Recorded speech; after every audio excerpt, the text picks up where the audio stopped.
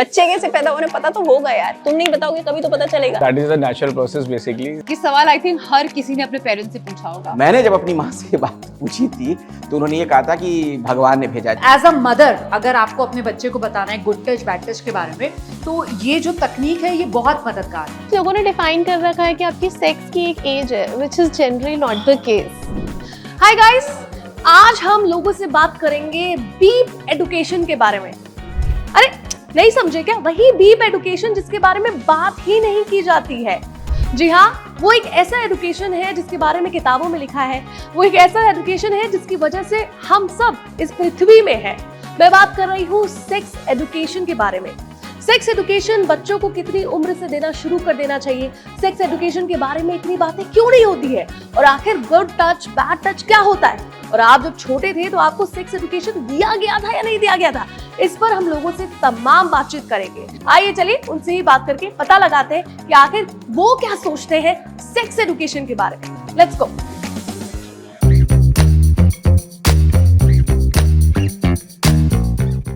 नहीं, एक्चुअली उस जो टाइम था उस समय ऐसी कोई एजुकेशन की बात नहीं होती थी, क्योंकि वो एक तरह से टैबू होता था, लोग बात करना पसंद नहीं करते थे। नहीं, actually to be very honest मुझे याद नहीं कि बचपन में हमें सेक्स एजुकेशन मिला हो। कोई formal as such sex education नहीं मिली, लेकिन मुझे लगता है कि थोड़ा बहुत घर के अंदर माहौल था। मैं बचपन में अपनी नानी के साथ रही, तो मेरी नानी मुझे ये ज़रूर बताती थी जब से समझ आनी शुरू हुई कि क्या सही है क्या गलत है। देखिए, सेक्स एजुकेशन की अगर मैं बात करूं तो बिल्कुल भी नहीं दिया गया। मतलब इसे एक सामाजिक वर्जना के तौर पर देखा जाता था, टाबू जिसे आप कहते हैं। छुपाते थे लोग, एजुकेशन तो आप छोड़ दीजिए, छुपाते थे लोग। क्योंकि मुझे याद है आज भी कि जब बायोलॉजी की किताब में मेरे ख्याल से 7th या 8th में वो चैप्टर था, तो टीचर भी नहीं पढ़ाना उसको ठीक समझते थे, उस चैप्टर को छोड़ दिया था उन्होंने। जब मैं छोटा था तो नहीं दिया गया सेक्स एजुकेशन। अब लगता है कि बच्चों को सेक्स एजुकेशन बताना चाहिए। नहीं, मुझे कभी बचपन में सेक्स एजुकेशन जैसी किसी भी चीज के बारे में पता ही नहीं था कि ऐसी कोई एजुकेशन होती भी है। मिलना तो खैर दूर की बात। I think I got to know about sex education when I was in 7th standard. I am very unfortunate कि ऐसा नहीं हुआ।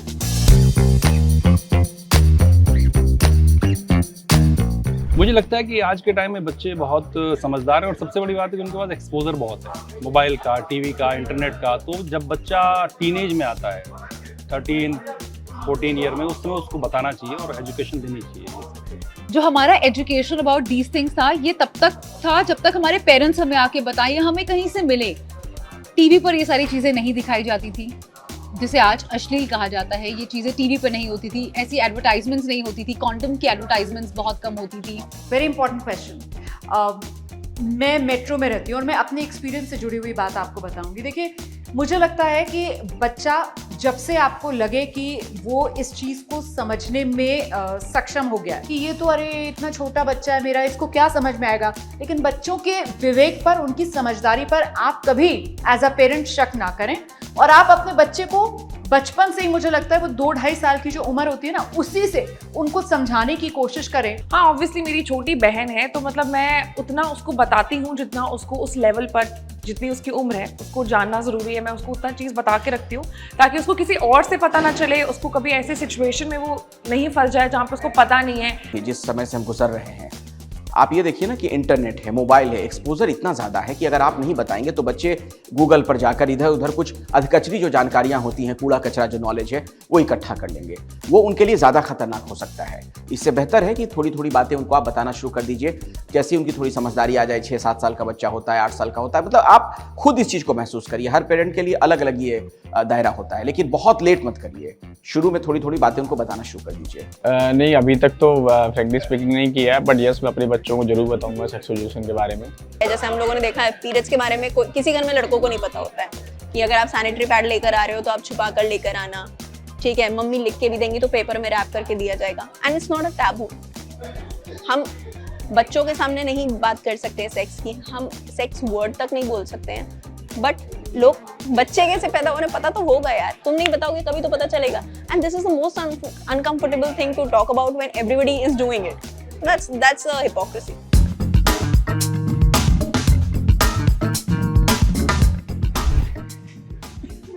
सो that is the natural process basically. So उसमें तो सब जानते ही हैं। और वी कैन से सब अल्लाह की देन है। मैं उसको वही बताऊंगा जो मेडिकल टर्म में होता है कि बच्चे का जन्म कैसे होता है, क्योंकि आप छिपा नहीं सकते। आप छिपाएंगे, बच्चे के पास 10 तरीके हैं जानने के, वो जाके देखेगा तो यू कैन नॉट एस्केप, आप बच नहीं सकते इस चीज़ से। तो जो सच है उसको वही बताना चाहिए कैसे जाने। ये सवाल आई थिंक हर किसी ने अपने पेरेंट्स से पूछा होगा। आई एम श्योर मैंने भी पूछा होगा कि मैं कहाँ से आई, और 99% पेरेंट्स ने बोला है कि हमने भगवान से प्रार्थना की और अगले दिन जब हम उठे तो आप हमारे पास थे। आई एम श्योर मेरी मदर ने भी मुझे ऐसे ही जवाब दिया होगा। लेकिन अब वो वक्त नहीं है। हम लोग, हमारी आज की जनरेशन बहुत स्मार्ट हो चुकी है, उनको आपको तो बताने की ज़रूरत ही नहीं है क्योंकि वो पहले ही सब कुछ इंटरनेट पर देख चुके हैं। बेटा साइंस एक चीज होती है, साइंस ये जो पूरी की पूरी नेचर है ना, जैसे ये प्लांट उग रहा है, आप देख रहे हैं ना कि ये प्लांट उग रहा है, या फिर कोई पेट अगर वहां पर होगा तो ये डॉगी आप घूमते हुए देख रहे हो, ये कैटी आप देख रहे हो, है ना, ये कैसे आए, ये एक नेचर के अंदर एक साइंस होती है। तो वो साइंस के जरिए आप इस अर्थ पर आए हो और उसके बारे में डिटेल में अभी आप नहीं समझ पाओगे, लेकिन जैसे जैसे जैसे आप बड़े होगे ना तो आपको स्कूल में, बुक्स में, टीचर्स से ये पता चलेगा। और मैं भी आपको और बताऊंगी। मेरी 2 बेटियां हैं, तो बचपन से ही जब मेरी बेटियां थी तो उनको यही मैंने बताया कि आप मामा की टमी से आई हो। मेरी बड़ी वाली जो बेटी है, जब दूसरी बेटी मेरी वाइफ जब प्रेग्नेंट थी तो जाके उनकी टमी में हमेशा किस किया करती थी। मैंने कभी कोई बात नहीं छिपाई है, इसमें छिपाने वाली कोई चीज़ भी नहीं है। जब आप किसी चीज़ को छिपाते हैं ना तो उसको लेकर कौतूहल ज़्यादा होता है फिर मन में, फिर आप 10 तरह की धारणाएं बना लेते हैं। तो मैंने कभी इन चीज़ों को ना छुपाया ना कुछ। मैं तो अपनी बेटी को शुरू से बताता रहा कि तुम मामा की टमी से आई हो, स्टमक से आई हो, और वो भी बहुत खुश होती इन बातों को सुनकर और वो उसी तरीके से रिएक्ट करती है। मुझे लगता है कि अगर वो बच्चा पूछ रहा है तो अब वो ज़माना गया जब ये बताया जाए कि एक वो परी आती है, गुलाबों में रख के चली जाती है। इससे अच्छा है कि जो बड़े हैं, जो पेरेंट्स हैं, या फिर दूसरे किसी भैया जिनको इस बात की समझ है, अगर उससे छोटा बच्चा पूछता है तो उनको सीधा बताया जाए कि हाँ, ये एक बायोलॉजिकल प्रोसेस होता है, इसमें प्रेगनेंसी होती है, उसके बाद बेबी का बर्थ होता है। मतलब उसको हल्का फुल्का बताइए।